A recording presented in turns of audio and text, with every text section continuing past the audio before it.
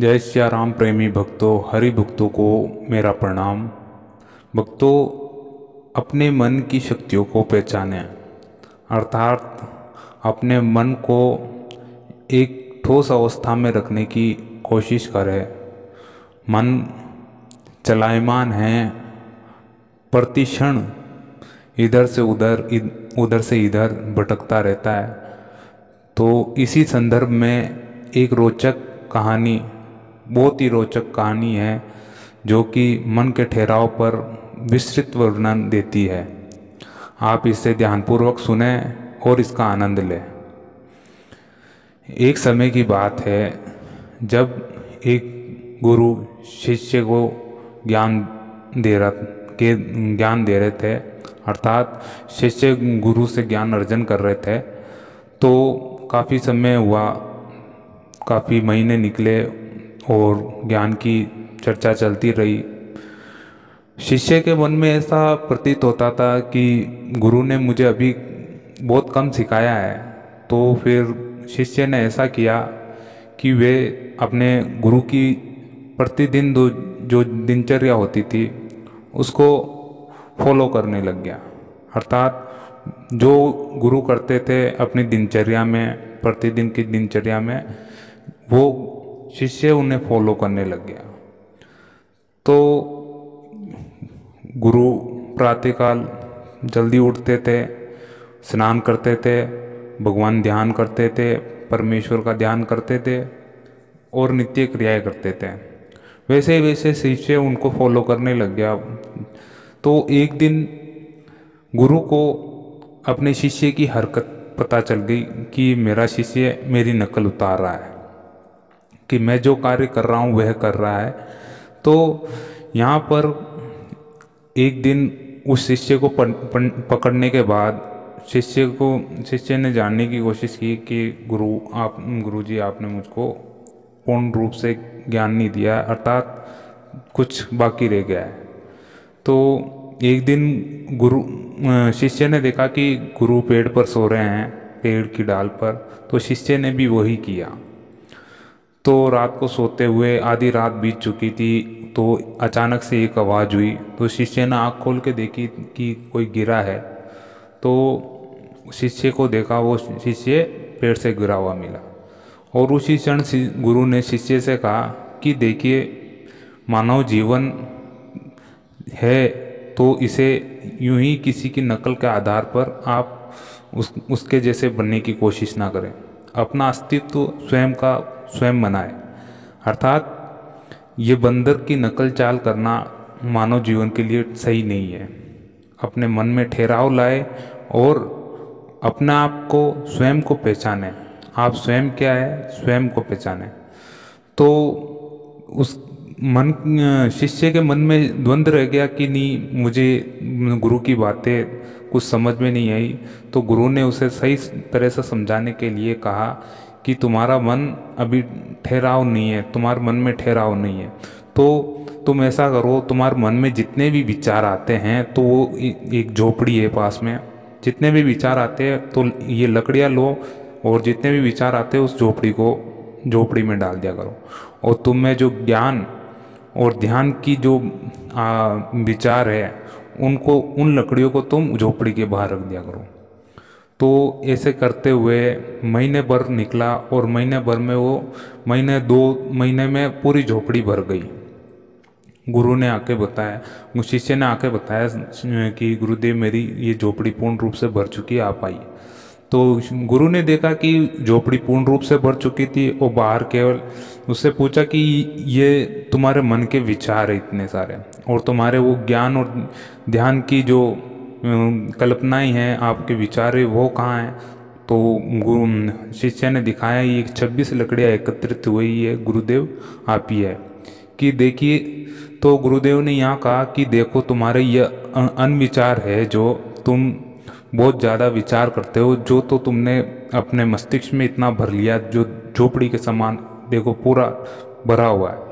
और जो तुम्हारा ज्ञान और सकारात्मक कल्पनाएं हैं, वो केवल 26 ही है।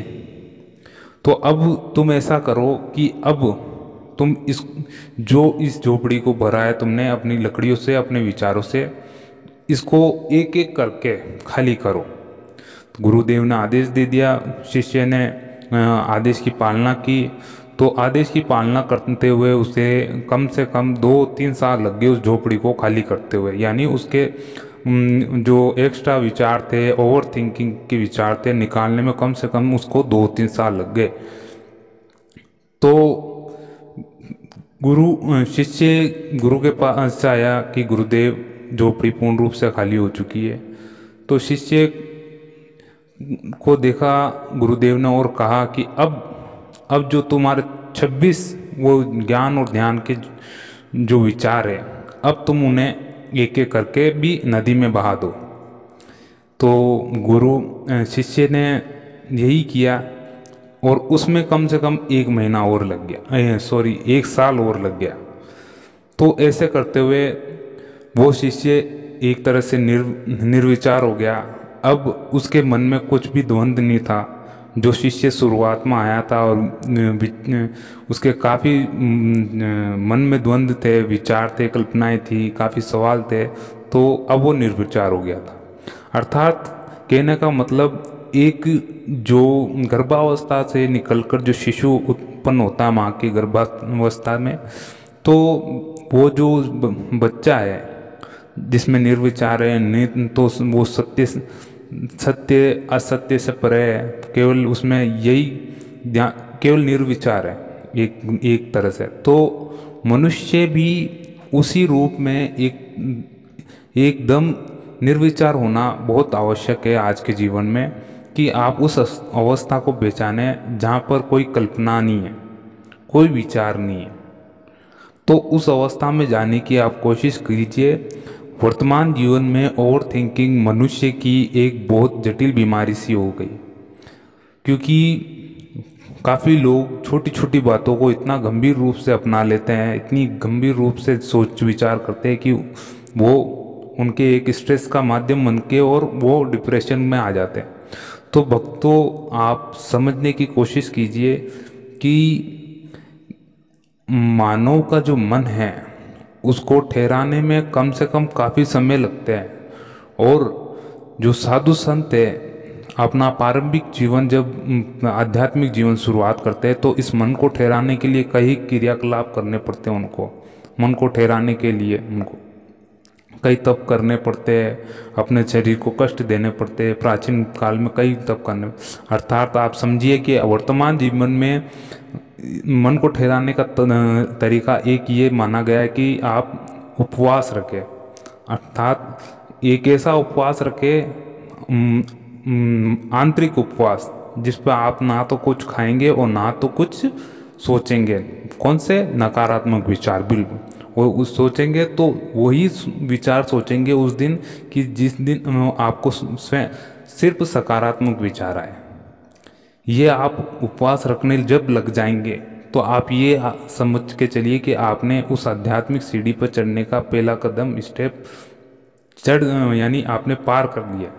और इसको करने में काफ़ी समय लगता है। धीरे धीरे मानव जीवन को एकदम परिपूर्ण और पके हुए फल के समान करने के लिए, अर्थात उसको भगवान दर्शन करने के लिए उसके लायक बनना होना बहुत ज़रूरी है। आप ये मान के चलिए, आप जब भगवान के दर्शन करेंगे आपको आत्मज्ञान होगा, आपके सामने वो स्वयं प्रकट होंगे। तो आपके इसी रूप में थोड़ी ना होंगे कि आपके मन में इतने विचार है, इतना कुछ है, कपट है, ईर्ष्या है, द्वंद है। ऐसा नहीं, आप उस अवस्था में पहुंच जाओगे तो वो परम नाम वो स्वयं प्रकट होगा आपके सामने। तो भक्तों, कुछ जानने की कोशिश में आप अपने आप को जाने, अपना सत्य स्वरूप पहचाने।